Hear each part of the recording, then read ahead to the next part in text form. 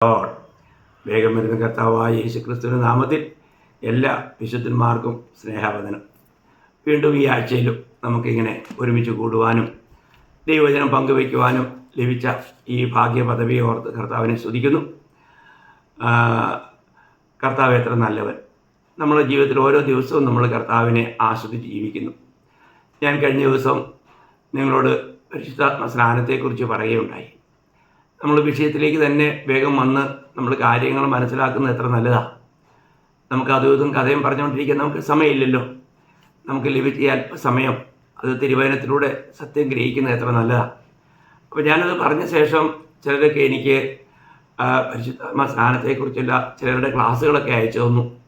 അപ്പോൾ അത് കേട്ടപ്പോൾ എനിക്ക് വളരെ വലിയ ദുഃഖം തോന്നി. കാരണം അവർ പറയുന്നത് പരിശുദ്ധാത്മ സ്നാനം എന്നുള്ള വിഷയമാണെങ്കിൽ ആ പരിശുദ്ധാത്മ സ്നാനം സംബന്ധിച്ച് യാതൊരു കാര്യവുമല്ല പറഞ്ഞ് ആത്മാവെന്ന് കണ്ടെടുത്തെല്ലാം അത് പരിശുദ്ധാത്മ സ്നാനമാണെന്ന് വ്യാഖ്യാനിക്കുകയാണ്.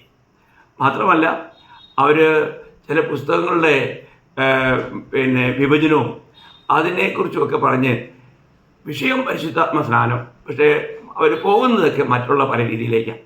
അതൊക്കെ കണ്ടപ്പോൾ ഞാൻ വിചാരിച്ചത് ഇത് ഏതെല്ലാം രീതിയിലാണ് കാര്യങ്ങൾ വലിച്ചു നീട്ടുന്നത്. അതിൻ്റെ ആവശ്യമുണ്ടോ പ്രിയമുള്ളവരെ? നമ്മൾ ദൈവത്തിൻ്റെ വചനം നേരെ ചൊവ്വേ പഠിപ്പിക്കുകയാണെങ്കിൽ അത് എത്ര നല്ലതാണ്. നമ്മൾ ദൈവത്തിൻ്റെ സന്നിധിയിലാണ്, ദൈവത്തിൻ്റെ ആത്മാവിനാലാണ് കാര്യങ്ങൾ അറിയിക്കുന്നതെങ്കിൽ എത്ര ദൈവഭയത്തോടു കൂടി വേണം നമ്മൾ ദൈവവചനങ്ങൾ കൈകാര്യം ചെയ്യുവാൻ. കർത്താവിന് മാത്രം ഉണ്ടാകട്ടെ. അപ്പോൾ പരിശുദ്ധാത്മാ സ്നാനം എന്നുള്ള കാര്യം അത് രക്ഷിക്കപ്പെട്ട എല്ലാ വ്യക്തികൾക്കും ലഭിച്ചിരിക്കുന്നൊരു കാര്യമാണ്. അതിനുവേണ്ടി കാത്തിരിക്കാനോ അതിനുവേണ്ടി പ്രാർത്ഥിക്കാനോ വചനത്തിൽ വ്യവസ്ഥ ഇല്ല.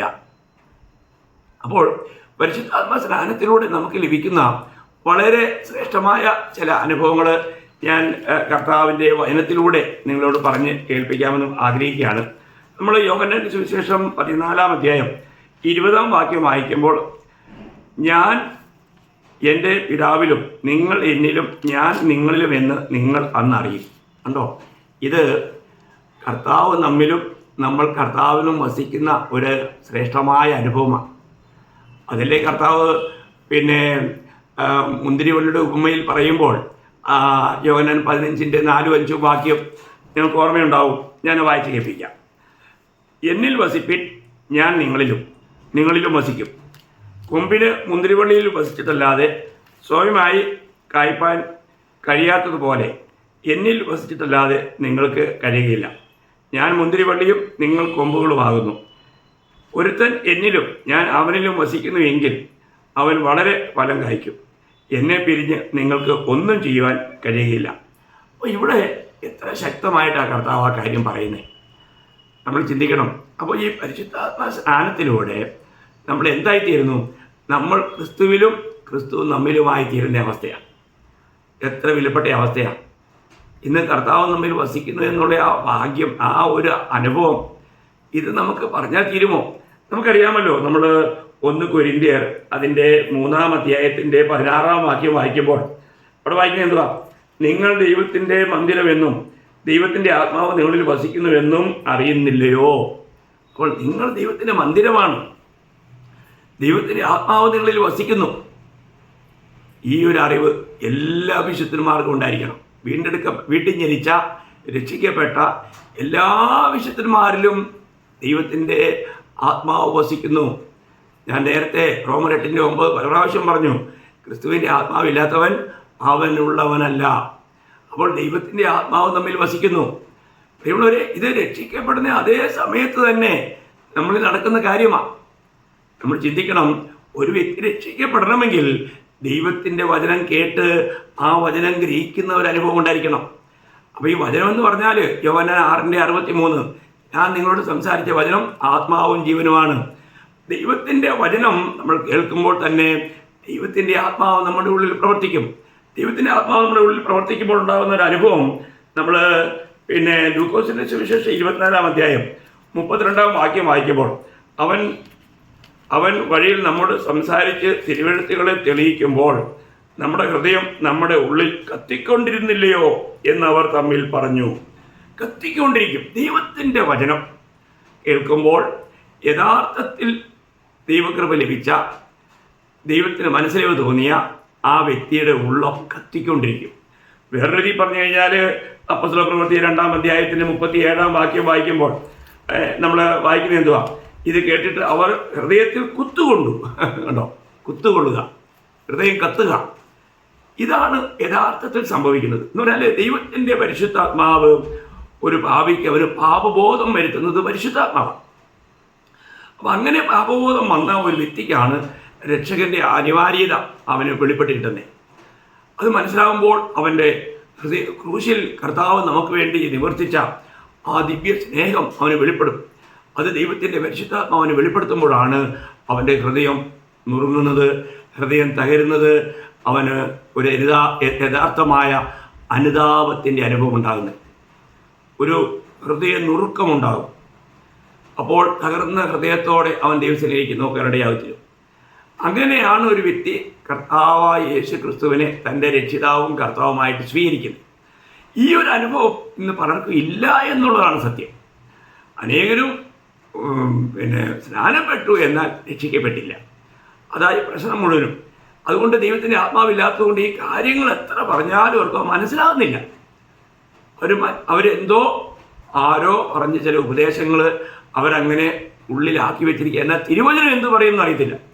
ഞാനൊരിക്കൽ എൻ്റെ ഒരു ബന്ധുവായ ഒരു പുരോഹിതനുമായിട്ട് സംസാരിച്ചപ്പോഴത്തേക്കും ഞാൻ ഇങ്ങനെ രക്ഷിക്കപ്പെട്ട് കർത്താവിൻ്റെ സാക്ഷിയാകുന്നതൊക്കെ അവർക്ക് ഭയങ്കര എന്നോട് വലിയ കോപവും ദേഷ്യമായിരുന്നു.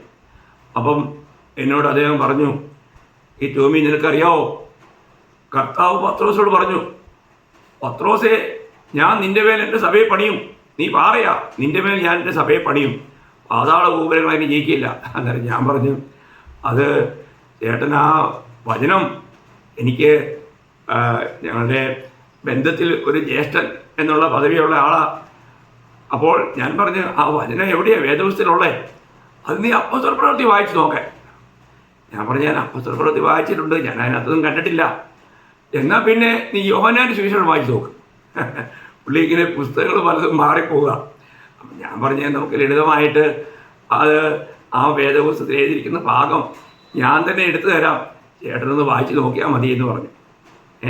നോക്കണം, അത് എടുക്കാനോ വായിക്കാനോ പോലും താൻ മനസ്സില്ല. അപ്പോൾ ഒരു വ്യക്തിക്ക് ഒരു കാര്യം പറയുമ്പോൾ അത് തിരുവെഴുത്തിലുള്ളതാണോ എന്ന് പോലും അറിയണ്ട. അവരെന്തോ ഇങ്ങനെ പഠിച്ചു വെച്ചത് പാടിക്കൊണ്ടിരിക്കുക. തിരുവചനം എന്ത് പറയുന്നു എന്ന് ചോദന ചെയ്യുന്നില്ല.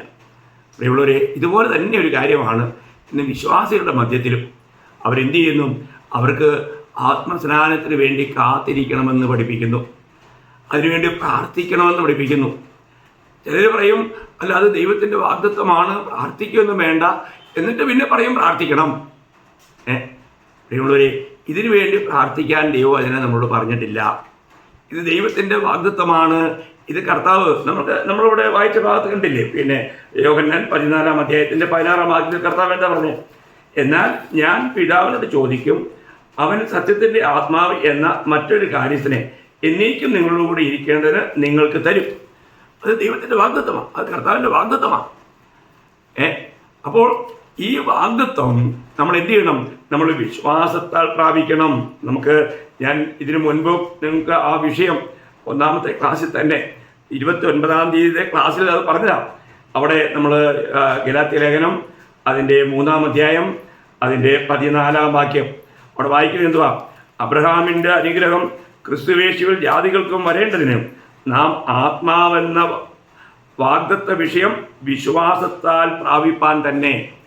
ആത്മാവെന്ന വാഗ്ദത്ത വിഷയം വിശ്വാസത്താൽ പ്രാപിപ്പാൻ തന്നെ. നിങ്ങളുടെ ദൈവത്തിനൊറ്റ വ്യവസ്ഥ, അത് വിശ്വാസം എന്ന വ്യവസ്ഥയാണ്. ഇതൊന്നും നമ്മുടെ പ്രയത്നങ്ങൾ കൊണ്ട് നേടാൻ കഴിയാവുന്നൊരു കാര്യമല്ല.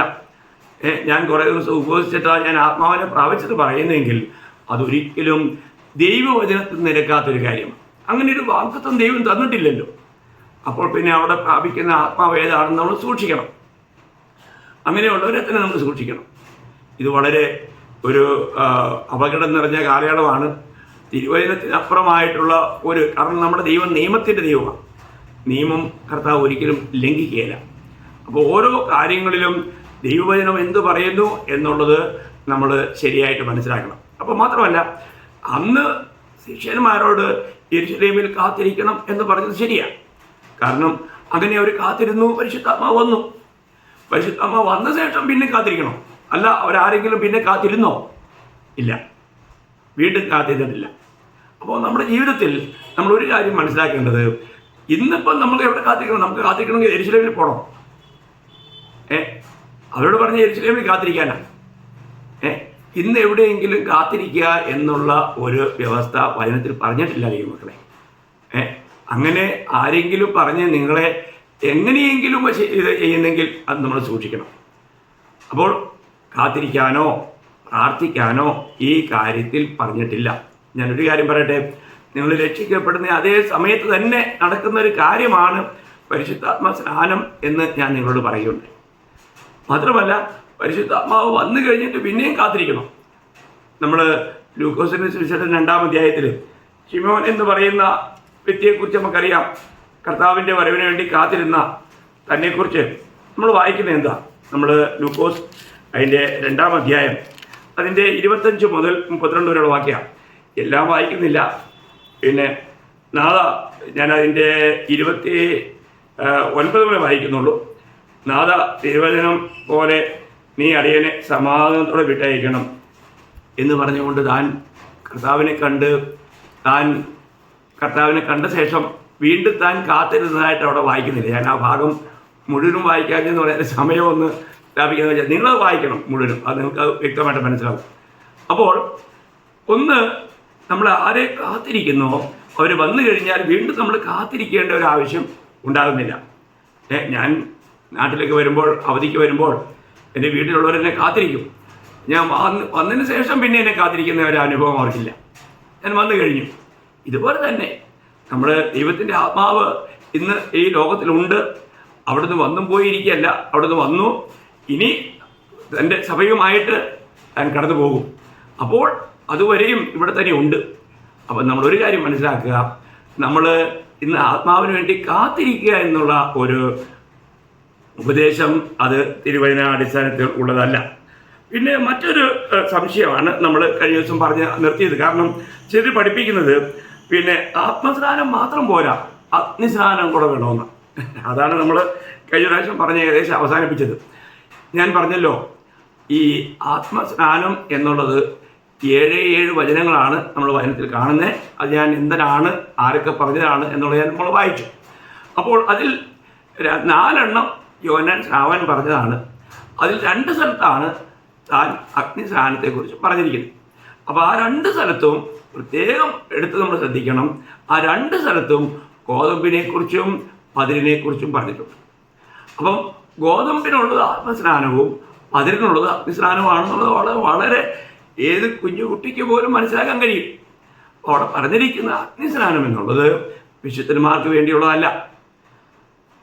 അല്ല, ദൈവത്തിൻ്റെ ആത്മസ്നാനം ലഭിക്കുന്നതിനേക്കാളും വലിയ കൂടിയ കാര്യമാണെന്നാണോ ഇനി ആരെങ്കിലും വിചാരിക്കുന്നത് അഗ്നിസ്നാനം? അതെത്ര മണ്ടത്തരമായ വിശ്വാസത്തെയുള്ളവരെ. ദൈവത്തെക്കാൾ വലുതാണോ തീ? നമ്മളൊരു കാര്യം മനസ്സിലാക്കണം, നമ്മൾ എഴുതാപ്പുറം വായിക്കരുത്. ദൈവത്തിൻ്റെ വചനത്തെ നമ്മൾ ആത്മാവിൽ അത് വായിച്ച് ഗ്രഹിക്കണം. ദൈവം നമുക്ക് തന്നിരിക്കുന്ന ദൈവത്തെ ആത്മാവിൽ നമുക്ക് ഈ സത്യങ്ങളെ ഗ്രഹിക്കാൻ കഴിയണം.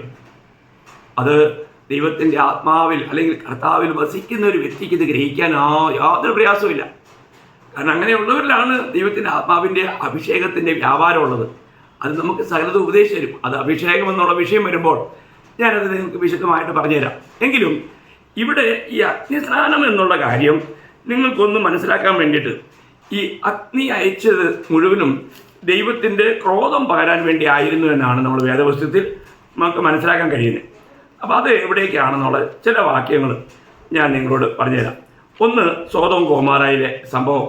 നമ്മൾ ഉൽപ്പത്തി 19-ാം അധ്യായം അതിൻ്റെ 24-ാമത്തെ വാക്യം ഞാൻ വായിക്കാം.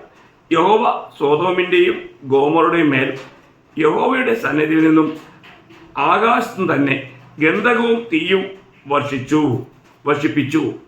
നോക്കണേ, വളരെ ഗൗരവമായ കാര്യമാണ്. അവിടുത്തെ മ്ലേച്ഛതകൾ നിമിത്തം ആ ജനത്തെ ഗന്ധകവും തീയും അയച്ച് നശിപ്പിക്കുകയായിരുന്നു. അപ്പോൾ അതിൻ്റെ അർത്ഥം എന്താ?